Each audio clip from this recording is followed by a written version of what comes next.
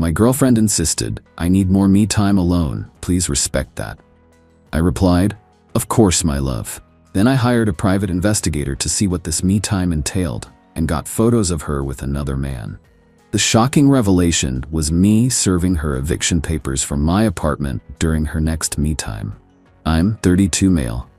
My girlfriend, Chloe, 29F, and I have been together for about 3 years, living together in my apartment for the last 2. Things were, I thought, pretty good. Comfortable, you know? We had our routines, our inside jokes, the usual couple stuff. About 2 months ago, Chloe started talking about needing more me time. She said she felt like she'd lost a bit of herself in the relationship and needed space to recharge, pursue her hobbies, which were suddenly very vague, and just be alone with her thoughts. She was super insistent, almost a little rehearsed about it. "I love you, Alex. This isn't about us. It's about me. I just need this. Please respect that." Alarm bells, right? Tiny ones at first. I'm not a clingy dude. I have my own life, my own friends. So I said, "Of course, my love, whatever you need," and I meant it mostly. But something felt off. Her me time always seemed to be on specific evenings, usually Wednesdays and Saturdays, and she was always a little too dressed up for sitting on the couch reading, which was one of her go-to explanations. Plus, she got weirdly defensive if I asked even a casual question about what she did. My gut started screaming after a few weeks of this. I'm not proud of it, but I'm also not a fool. I hired a PI. Old school, I know, but I needed facts, not just a sick feeling in my stomach. It wasn't cheap, but peace of mind or confirmation of disaster is priceless, I guess. The PI was quick, efficient. Last Friday I got the email. Subject, case update C. Miller. Inside, a folder of pictures. Chloe, looking very happy, very not alone, with some dude I've never seen before. Holding hands, kissing, going into a restaurant, then later looking cozy at a bar. The works. The PI even got a name, Liam. My first reaction wasn't rage, it was cold. Like a switch flipped.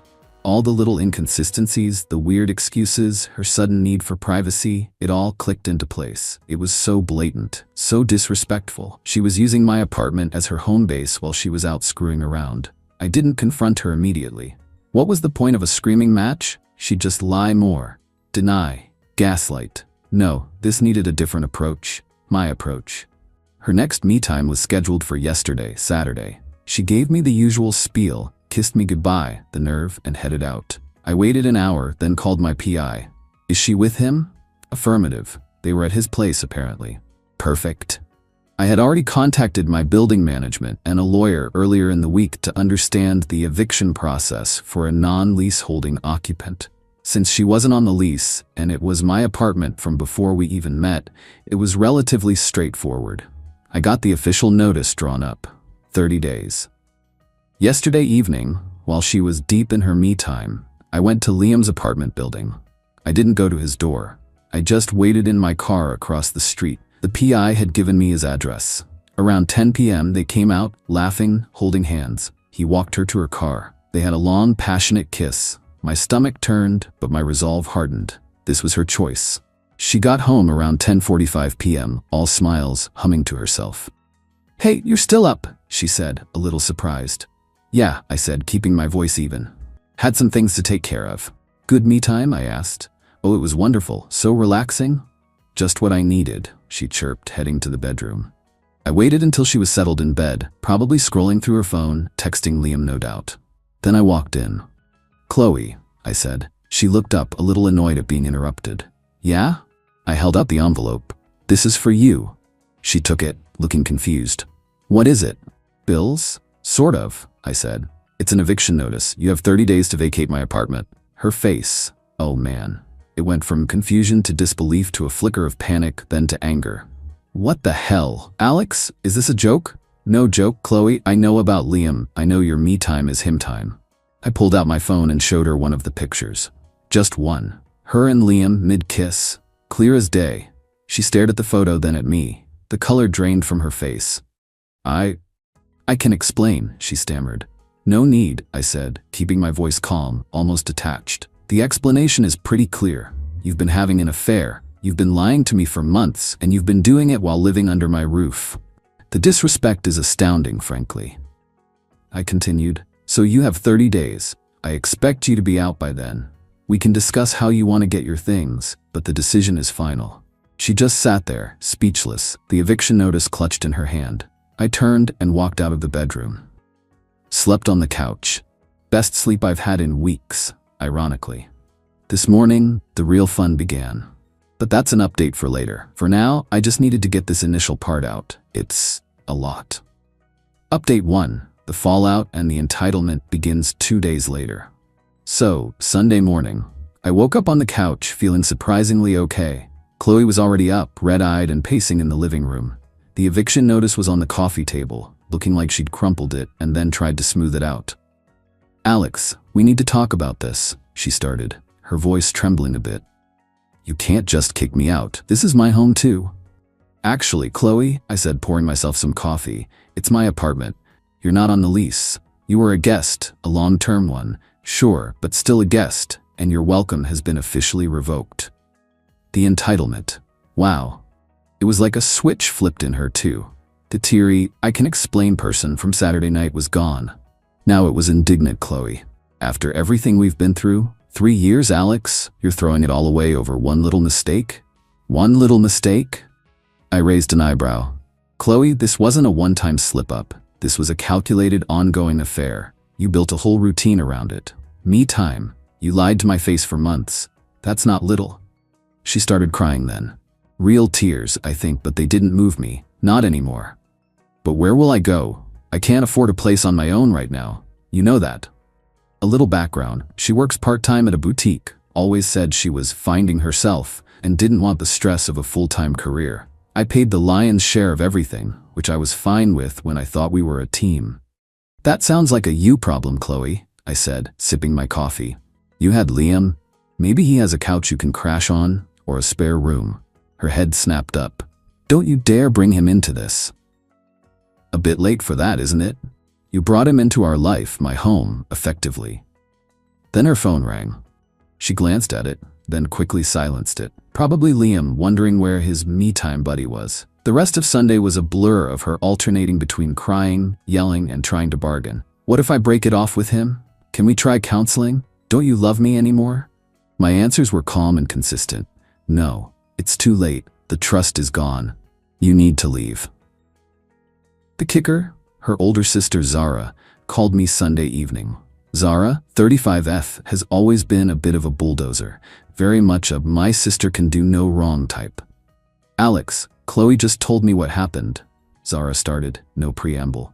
"You're being incredibly cruel, you know that? She made a mistake. People make mistakes. You're just going to throw her out on the street?"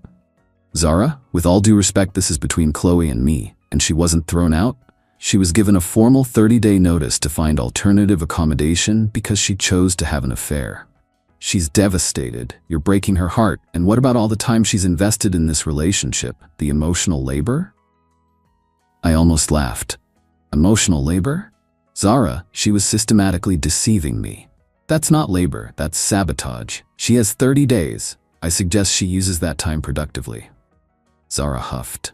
"You'll regret this, Alex. Chloe is a wonderful person. You're making a huge mistake." Then she hung up. Chloe spent most of today, Monday, holed up in the spare room, which used to be my office, then her craft room that she never used.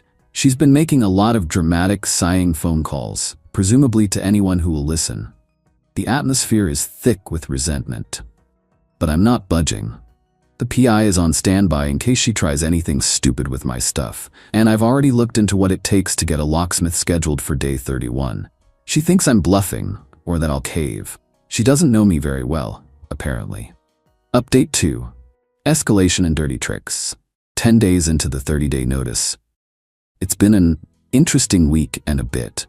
Chloe's initial shock and tearful pleading have morphed into a weird combination of sulking, passive aggression, and outright entitlement. She's still here, obviously, making the apartment feel like a damn war zone. Her new tactic is trying to make my life as uncomfortable as possible. Little things at first. Using up all the hot water. Leaving passive-aggressive notes like, "Some people don't appreciate loyalty," on the fridge. Playing sad, mopey music really loud when I'm trying to work from home. Annoying, but manageable. Then came Zara, her sister, again. She actually showed up at the apartment on Wednesday, unannounced. Chloe let her in while I was on a work call. I finished my call to find Zara in my living room, looking like she owned the place. "Alex, we need to talk. This has gone on long enough," Zara declared. "Zara, I've already told you, this isn't up for discussion. Chloe needs to leave." "She's not going anywhere," Zara said, crossing her arms. "She has rights. You can't just evict her like this. We've spoken to a friend who knows about tenancy laws." Spoiler, they clearly haven't. Or they got terrible advice. "She's not a tenant in the legal sense of being on a lease, Zara. She's an occupant who has been given lawful notice. My lawyer assures me my position is solid." Chloe, emboldened by her sister's presence, chimed in. "Yeah, Alex. You can't just treat me like trash. I put years into this relationship. I decorated this place." She picked out a couple of throw pillows and a lamp. That was the extent of her decorating. "This is where it got dirty," Zara then said. "If you force her out, we'll make sure everyone knows what kind of man you are. All your friends, your colleagues, even your family." A threat. Cute. "Are you threatening to slander me, Zara?" I asked, keeping my voice very calm. "Because Chloe decided to cheat and I'm unwilling to continue subsidizing her lifestyle and infidelity?" Zara actually puffed up. "It's not slander if it's true. You're being a heartless bastard." I just looked at them both. The notice stands. She has until November 9th. If her belongings aren't out by then, they'll be placed in storage at her expense. And Zara, if you or Chloe attempt to harass or slander me, I'll pursue all available legal remedies. Now I think it's time for you to leave, Zara." Zara looked like she wanted to argue more, but I think my tone finally got through. She huffed, grabbed Chloe's hand, and they had a whispered, angry conference in the hallway before Zara left, shooting me a glare. Chloe's been even more hostile since. I came home yesterday to find she'd accidentally spilled coffee all over some important work documents I'd stupidly left on the kitchen counter. She gave a flimsy, "Oops, so clumsy" apology that was anything but sincere. I also noticed some of my smaller, more valuable personal items, a good watch, some cufflinks my dad gave me, were misplaced. I found them hidden under her clothes in her drawer. When I confronted her, she claimed she was just keeping them safe for me. Right. I've moved anything I truly value into a locked briefcase I now keep with me or in my car. I've also installed a small, discreet security camera in the living room, facing the main area and my desk. It's motion activated and uploads to the cloud. I informed Chloe in writing, email, so there's a record, about the camera, citing recent concerns about property. She freaked out, of course, calling it an invasion of her privacy. The irony is apparently lost on her. Liam, the affair partner, seems to have gone quiet. I suspect Chloe's current drama is a bit much for him. Or maybe he's just not interested in a woman who's about to be homeless. Can't say I blame him on that one. The deadline is approaching. I'm not backing down. Every stunt she pulls just reinforces my decision. She's digging her own grave, metaphorically speaking. I'm almost looking forward to November 9th. Update 3. The me time eviction? Well, it's done. Chloe is officially out of my apartment and, more importantly, out of my life. Yesterday was D-Day, or rather E-Day, eviction day. And boy, was it a spectacle of entitlement right up to the bitter end. Chloe, bless her heart, seemed to genuinely believe I'd cave. Right up until yesterday morning, she was still making comments like, "You're really going to go through with this, Alex? You'll be so lonely." The delusion was strong with this one. I had arranged for a locksmith to come at 9 a.m. on November 9th. I also took the day off work. I wanted to be here to oversee the final act. Chloe was still in bed when I started moving the few boxes she'd grudgingly packed into the hallway. Most of her stuff was still strewn around the spare room and her side of the bedroom. "What are you doing?" she shrieked, emerging from the bedroom in her pajamas, hair a mess. "It's November 9th, Chloe. Your 30 days are up. You need to be out." "But I haven't found a place yet. You can't just throw my things out." "I'm not throwing them out. I'm preparing them for you to take. Or if you prefer, for the movers I've hired to take them to a storage unit. The first month is on me as a final gesture of, well, something. After that, it's your bill." Cue the meltdown. Tears, accusations, the whole 9 yards. "You're a monster, Alex. I hate you. How could you do this to me?"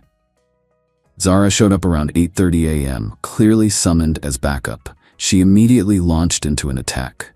"You're actually doing this? You piece of work, she has nowhere to go. She's had 30 days, Zara, ample time to make arrangements. Her choices led her here." The locksmith arrived promptly at 9 a.m. Chloe and Zara tried to block the door. "You can't change the locks while I'm still here," Chloe screamed. "Actually, I can. Your legal right to occupy the premises ended at midnight. The locksmith is here. Please step aside." I had 2 friends with me as well, just as calm, impartial witnesses, and a bit of moral support muscle if needed, though I hoped it wouldn't come to that. They just stood there, looking unimpressed by the theatrics. Zara started filming with her phone. "The world is gonna see how you treat women, Alex." "Great," I said. "Make sure you get my good side. And also, capture the part where Chloe admits to the affair that caused this. For context, you know." That shut her up for a second. The locksmith was a pro, ignored the drama, and got to work. While he was changing the locks on the front door, I had the movers, who arrived at 9:30 a.m., start taking Chloe's packed boxes. For the unpacked stuff, I told them to carefully box everything from the spare room and her designated areas in the bedroom and bathroom. Chloe was hysterical, trying to grab things, yelling at the movers. Zara was still filming and muttering about lawsuits. The best part? Around 10 a.m., Liam showed up. Yes, Liam. Apparently, Chloe had called him in a panic. He looked incredibly uncomfortable. Alex?" he started, looking at me, then at the chaos. "Liam, right?" I said, extending a hand. He shook it, looking bewildered. "Thanks for coming. Chloe needs some help moving her things. Since you were the valor catalyst for this move, it seems fitting you assist." Chloe shot me a look that could kill. Liam just looked like he wanted the ground to swallow him. I didn't realize," he stammered. "Yeah, well, reality bites," I said. "She's all yours now. Enjoy the me time together." With Liam there, some of the fight went out of Chloe. She probably didn't want to look completely unhinged in front of her new man. She and Zara, with a very reluctant Liam, started trying to consolidate her belongings. It was slow, painful, and filled with muttered insults directed at me. By 2 p.m., most of her stuff was out, either in Zara's car, Liam's surprisingly small hatchback, or in the mover's truck heading to storage. The apartment felt instantly lighter. Chloe's parting shot? "You'll regret this, Alex. You'll never find anyone as good as me." I just smiled. "The locks are changed, Chloe. Here's the address for the storage unit. Goodbye." She stood there for a moment, expecting, I don't know what, an apology? A last-minute reprieve? Then Zara tugged her arm and they left.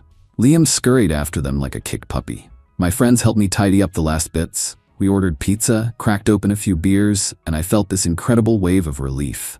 It was over. The camera footage, by the way, is golden. Especially Zara's threats and Chloe's accidental coffee spill. Probably won't need it, but good to have. I got a few angry texts from unknown numbers later, probably Chloe's friends. Blocked. Zara posted some vague, passive-aggressive stuff on social media about toxic men and wolves in sheep's clothing. Whatever, my real friends know the truth. I gave a couple of them the short version. This morning, the apartment is quiet. It's my space again. It feels clean. I'm not even sad, just done. There's a weird sense of peace. I know it was harsh, but her betrayal was profound. She made her bed, and then I showed her the door. Time to start my own me time. The genuine kind. Thanks for letting me vent, Reddit. It actually helped.